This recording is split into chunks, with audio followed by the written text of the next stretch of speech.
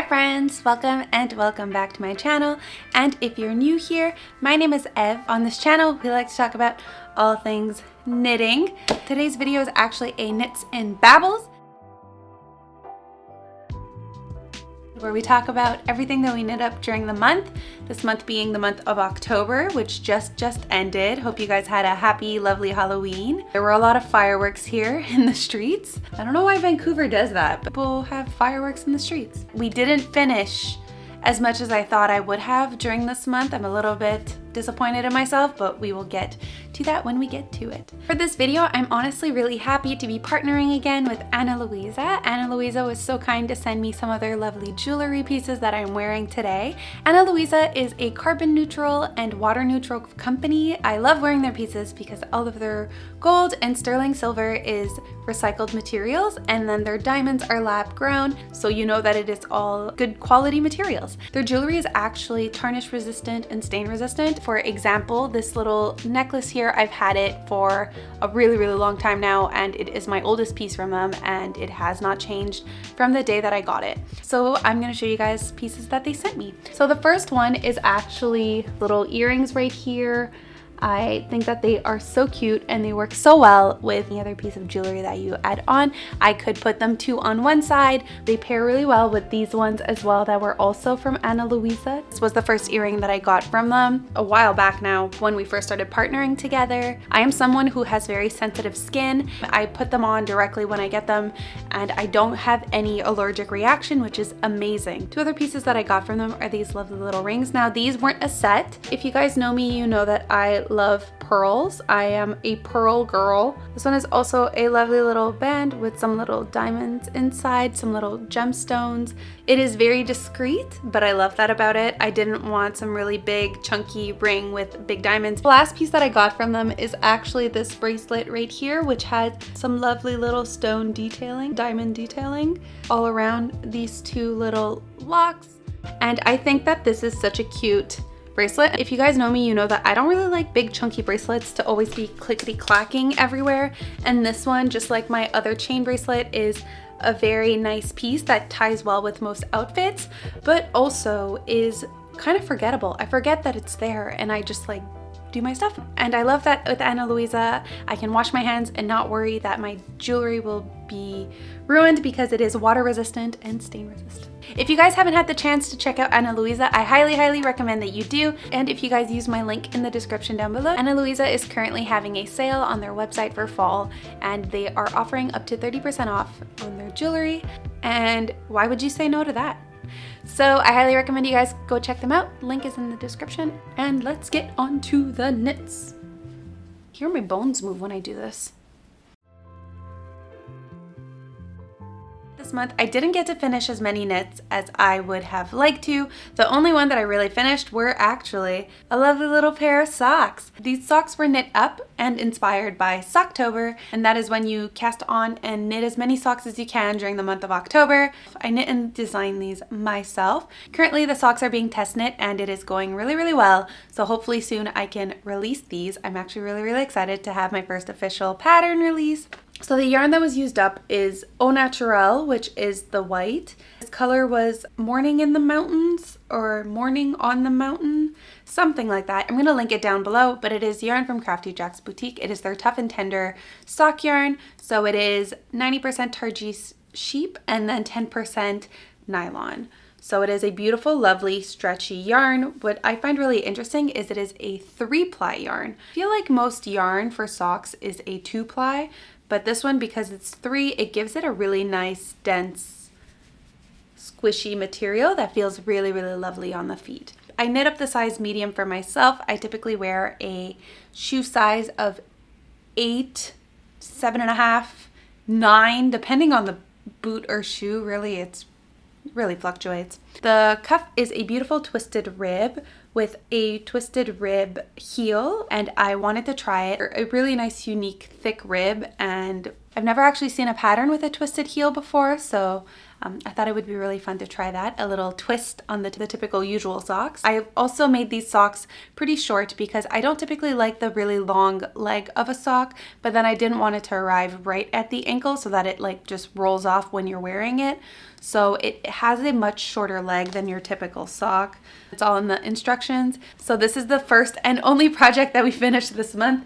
I thought I was gonna knit a lot more. I did knit a lot. I just knit a lot on many different things. This one actually was a little bit of a surprise because after Knit City, I was really inspired by the yarn to make up my own socks. I really wanted some short ankle socks. I didn't really see any patterns that I really liked for the ankle socks. So that is why I decided to cast on and knit up my own. And then when I found out it was Socktober, I was like, ooh, this is the perfect time to knit these up and design socks. The tech editing and then the pattern testing and writing, those 3 steps did take quite a lot of my time. I was really dedicated to getting this pattern to work. That is potentially also why I didn't really knit, as I didn't finish any other knits. I'm currently also working on a pair for my boyfriend. This is the large. This one is wash and block, so this one is already a lot more loose, a lot more open. So this one is gonna pretty much like expand more.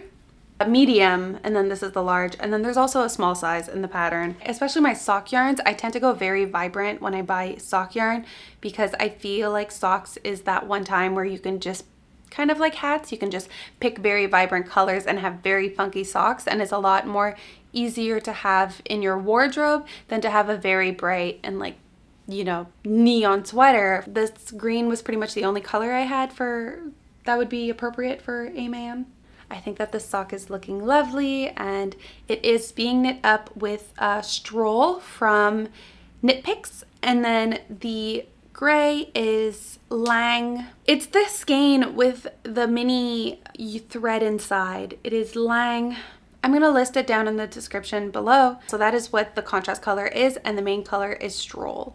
I've knit my mom some socks with this yarn before, and they turned out really great, and she still has them and wears them, and I think I knit them now like 2 years ago, so it's a really affordable and good yarn. They have so many colors. It looks like a heel.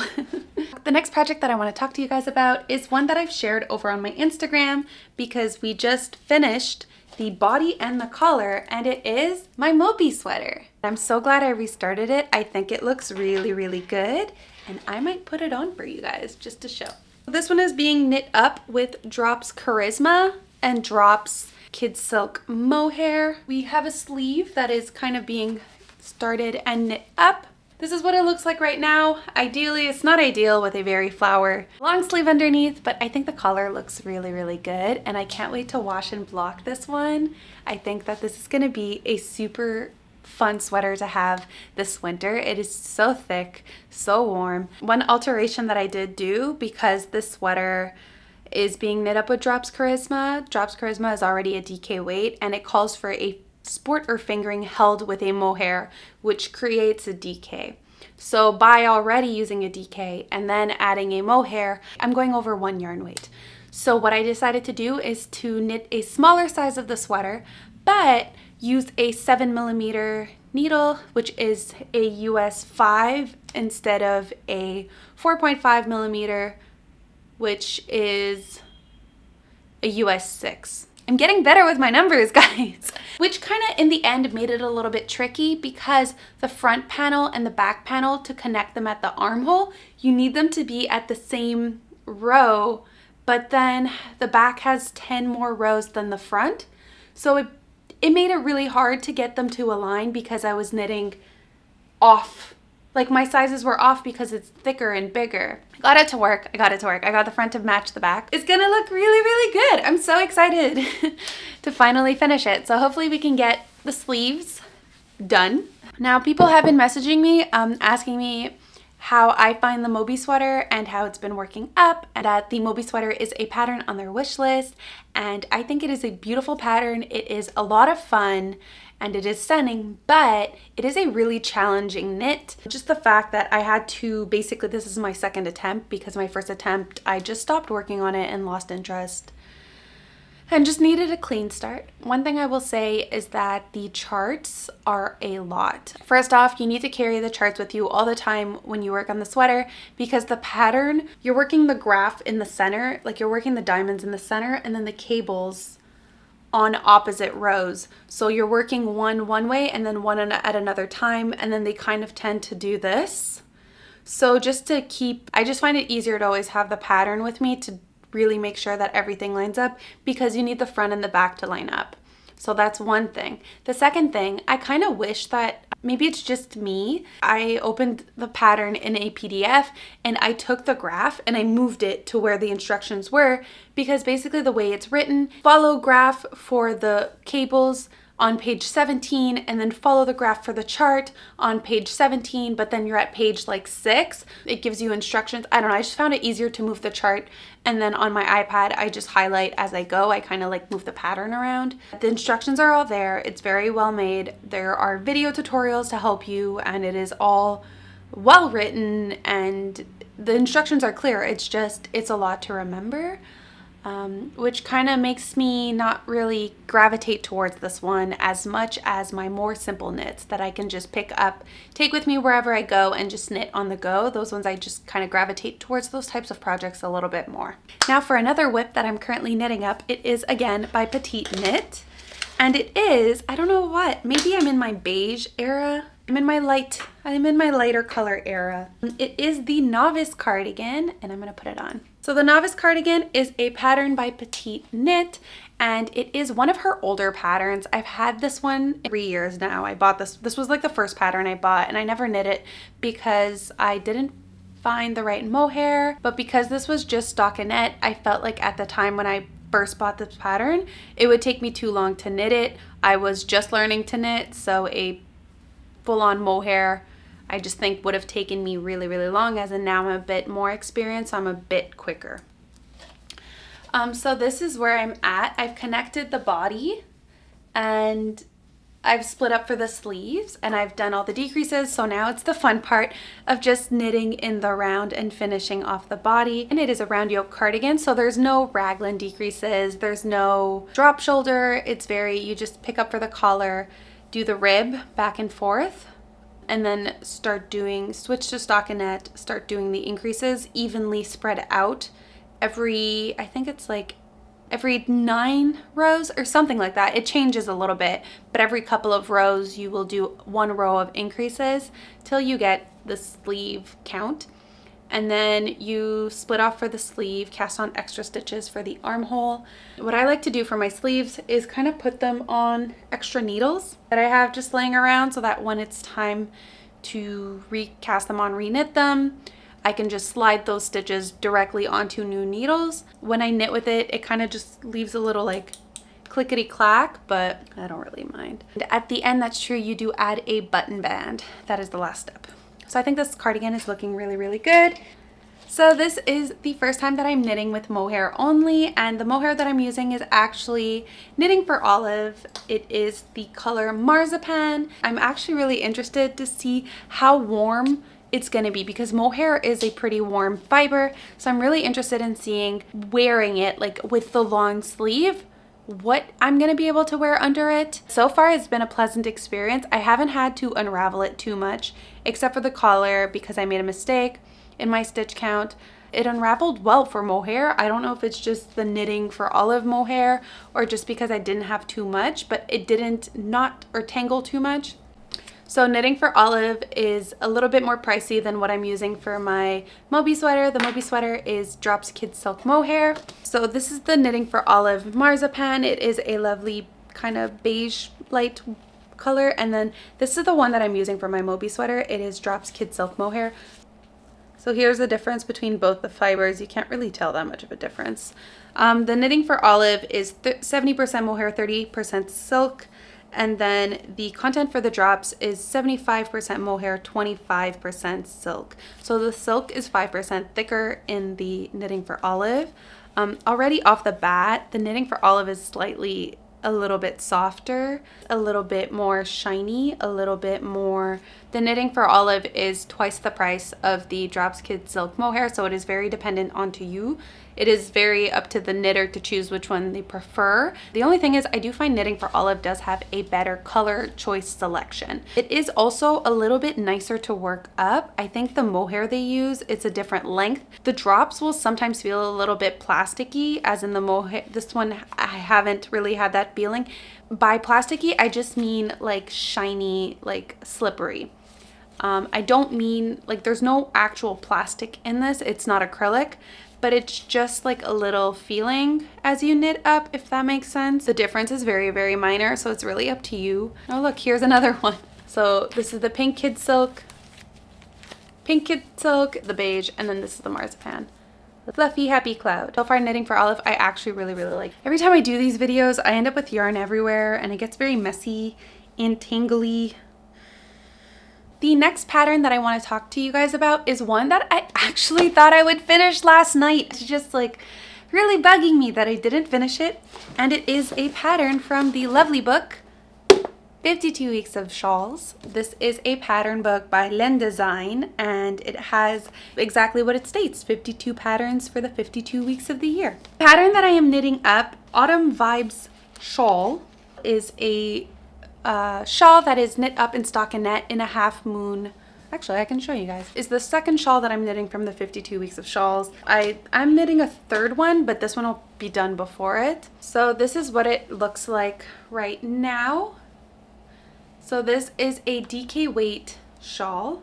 So true to myself, my needles are a little bit short for the shawl, so it'll probably slide off. So this is the shawl right now. I am knitting a size in between the small and the medium. I saw someone else do this on Ravelry. I just took the numbers that they came up with, and that is what I'm doing. It is a beautiful half moon shawl in stockinette knit, and then there is a lovely little ribbed detail here at the border.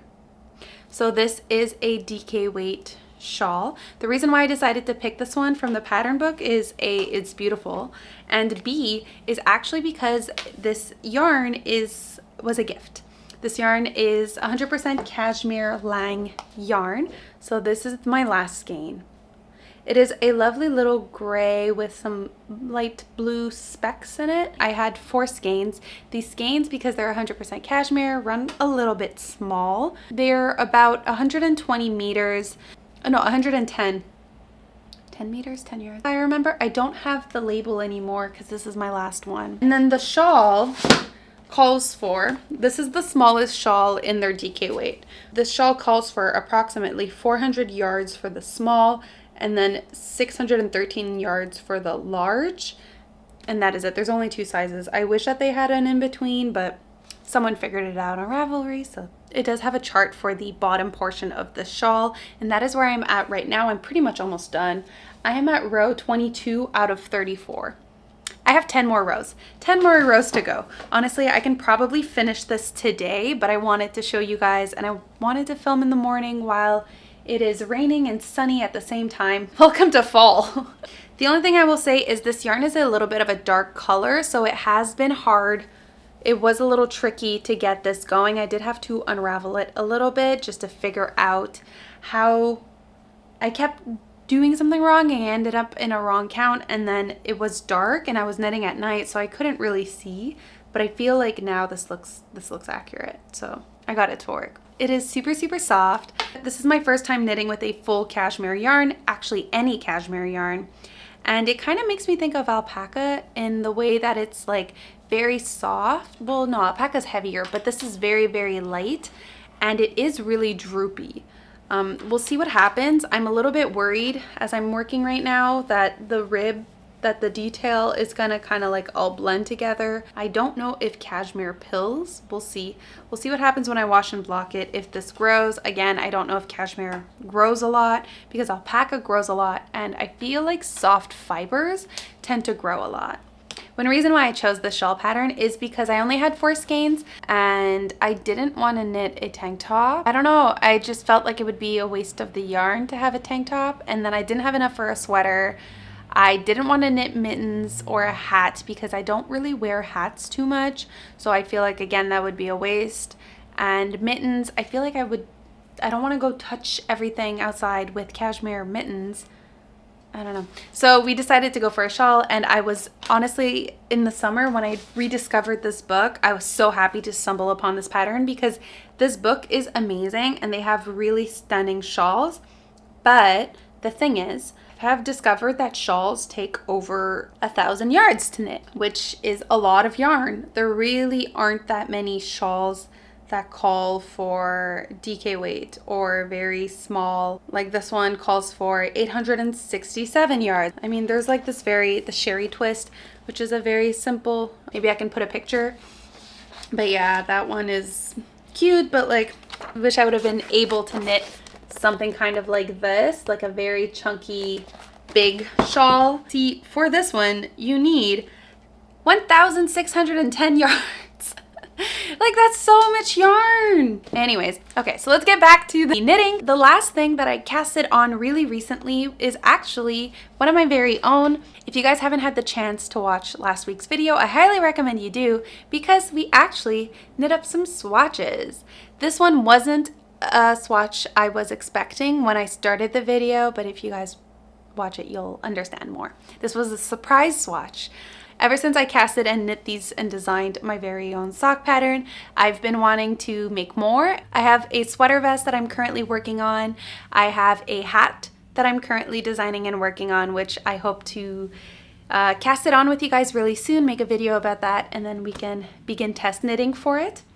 But yes, and then I just recently decided that I want to try my very first sweater. Now, the reason why I'm kind of starting all of these at the same time is just because I anticipate the sweater to take me like months to figure out and get right. I got a new pattern writing book. I'm learning a lot about pattern writing and pattern editing and how sizes and design works. So I'm really excited to open up that world of pattern designing. This was a swatch from yarn that I picked up at Kensington Prairie Farm, which is a farm here in British Columbia. And the yarn is this lovely violet. So this is a DK weight yarn. It is 100% baby alpaca and it has some lovely specs. It being 100% baby alpaca, I decided that it would be best to pair it with a mohair just to give it some structure and like kind of give an extra twist to the yarn. The silk is also going to help reinforce it and just have a better fall, a better lay on the body. And with that, since then, I have started the design process and we just now started the collar. My original idea is to have a turtleneck, a very chunky turtleneck. So this is what the project looks like so far. I just casted this on like a day ago or two. I think I'm gonna do a raglan. So I'm gonna start figuring out the math for that and the stitch count for that. But we're gonna try to keep it simple just so that it's my first sweater pattern. I honestly really love this, and I think that this is possibly one of the squishiest, softest knits that I will have knit up, and I'm super happy that this is gonna be my very own. I've also decided to make it a tubular cast on so that it's a little bit more seamless at the collar. Hopefully soon we can have a little bit more work on this one. I really think this is going to take some time. I anticipate a lot of unraveling on this project and it not being so quick. I just figured out how to count how much yarn you're gonna use for a whole project before actually casting it on so that you can know how much yarn to buy. So I should have more than enough yarn to fully knit up the sweater. Yeah, so that is basically all that we have worked on, knit up during the month of October. A lot of learning and a lot of self-designing, and this is a new and exciting chapter for my knitting journey. Thank you guys so much for watching. This was a lot of fun. I hope you guys have a lovely, beautiful day. If you guys like these types of videos, please remember to like, comment, and subscribe. We do this every month, and then there are different videos every week. Please remember to check out Ana Luisa. The link is in the description down below. They are currently having a sale up to 30% off. I will see you all next time. Bye!